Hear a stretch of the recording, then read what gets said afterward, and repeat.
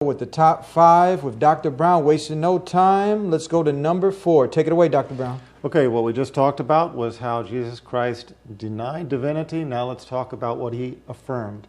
He affirmed his humanity. He affirmed that he was a prophet. He affirmed that he was a man. Read Mark 6:4, Matthew 13:57, Luke 13:33. Again, these are only 3 passages of a list of passages which defined Jesus Christ as a man and as a prophet. Okay, so on one hand, item number 5, he denies divinity.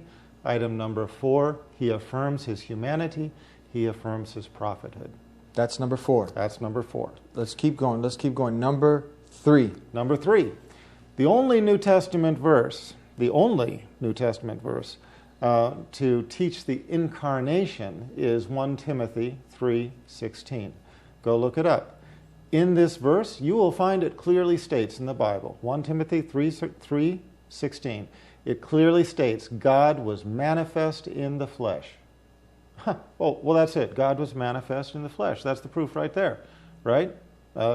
Jesus must have been divine. Well, there's only one problem.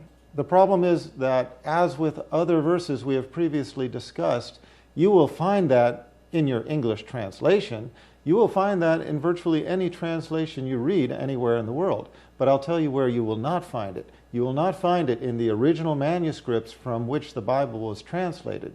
The reason why, and this is brilliantly exposed by Bart D. Ehrman in his writings, he's not the only scholar to have written about it. This has been written about since the time of Sir Isaac Newton, who exposed it in one of his letters, but could not talk about it because to talk about it in his time would have brought condemnation by the church.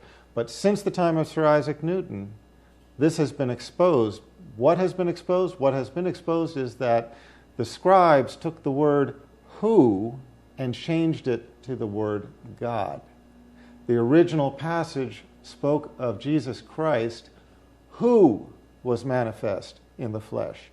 But now when you read it, it says God was manifest in the flesh. Okay, that's because why? That's because we're reading our translations.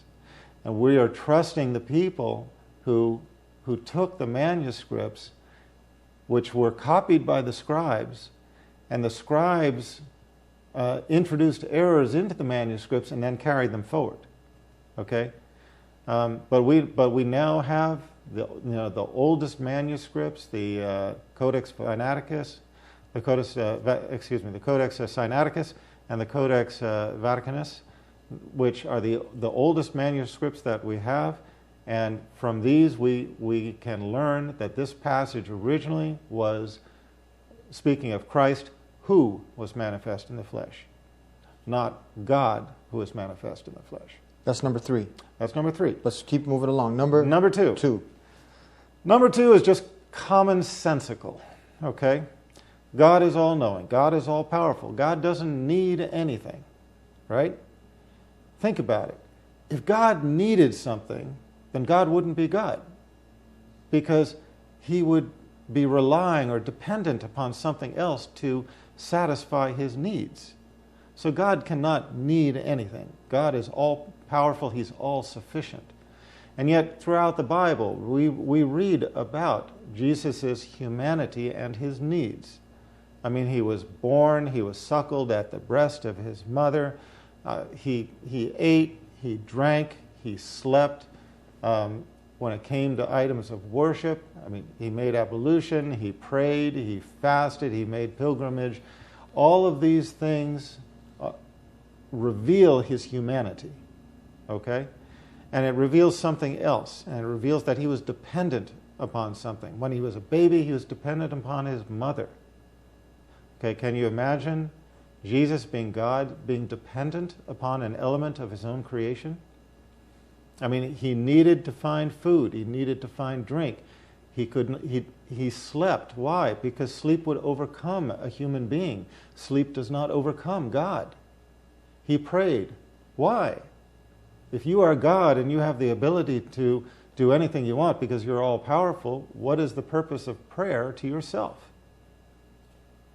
So, as I said, number 2 is just kind of commonsensical. Here you have a man whose humanity is well documented, showing that he was dependent upon God, he had needs, and this is not godly. These are the characteristics of a man, not a God. Now, before we go on to the number one reason of the top five, your top five, Dr. Brown's top five reasons why Jesus, peace be upon him, this mighty messenger who we love and revere. No Muslim is a Muslim unless he believes in Jesus. Some might be hearing this for the first time. They're like, wow, these people really are not the Antichrist. They love Jesus. And we feel we follow him more than a lot of Christians. And tell us now, I've had the wonderful opportunity to interview other Christian scholars, former people who are Christians like Dr. Gerald Dirks, finished from Harvard Divinity School. Also a sister by the name of Donnell. She finished seminary school, got her master's, and others. And they all came to a point where they, you know, in seminary school, you go deeper into the text. You study the history, and they see that, certain things unfolding that the layman doesn't see. Now they have to come to a point like of no return. Do they continue further, or sincerity? How can I teach something that, you know, these verses are taken out here, these are concocted, it doesn't make sense, you know, and it's confusion. So they back away. What is your opinion? Do many of the people who go to the seminary school, big business, other personal interests, you might lose your status, you might not be able to hang out with some of the elite. There are many sincere people out there, I'm sure, or some people just get so emotional and wrapped up and they're not using the logic and the tools that God gave us. What do you think about this?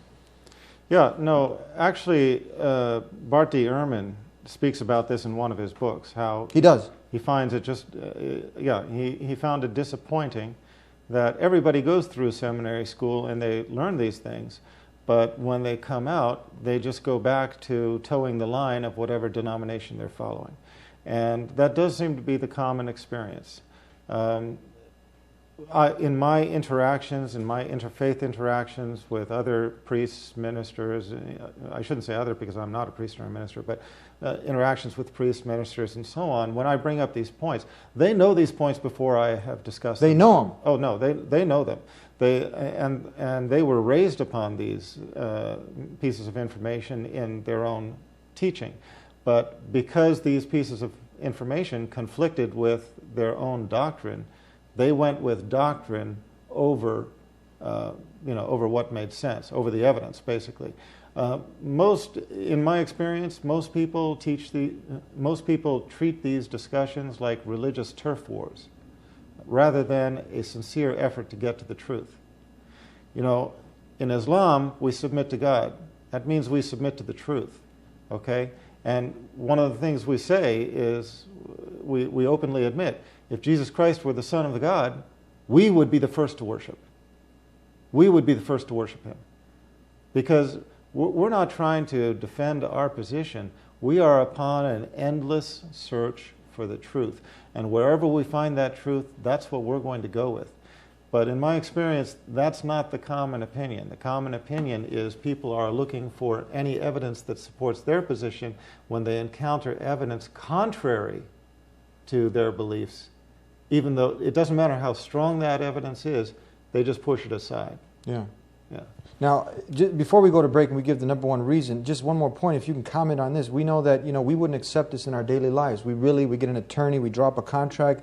If there's anything that's taken out from here, if something is crossed out, something doesn't make sense, we won't sign it. We won't put our name on it. But many of these books, the Gospel of Matthew, Mark, Luke, and John, you mentioned in a previous show that no credible scholar would say that these are from the disciples. These are anonymous books, and so are many of the other Gospels. So people rest their whole salvation on anonymous books that we don't even know who the authors are. Would this even stand up in court? Would a court case, with no witnesses? Certainly we can discuss that on another show, probably. Yeah. Because the discussion of the Bible is a very long one. But yes, all four of the Gospels were anonymous. None of them were signed. None of them were attributed to a particular author.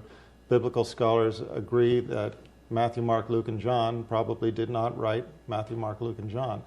They were authored by other personages who were gifted in Greek, but they were not the earthly disciples of Jesus, and they were not even the people to whom they were attributed. Because Matthew, Mark, Luke, and John, these were not Most of them were not even disciples. So, Yeah. but this is a long discussion. Long discussion, but these are just mind-boggling facts, not fiction, that many people don't know about, and that's what we're here to discuss, and we want the best for everybody. We'll be right back with the number one reason why Jesus, peace be upon him, is not God, never claimed to be God, has no divine status with God, is not co-equal to God. God is God, Jesus is Jesus. We'll be right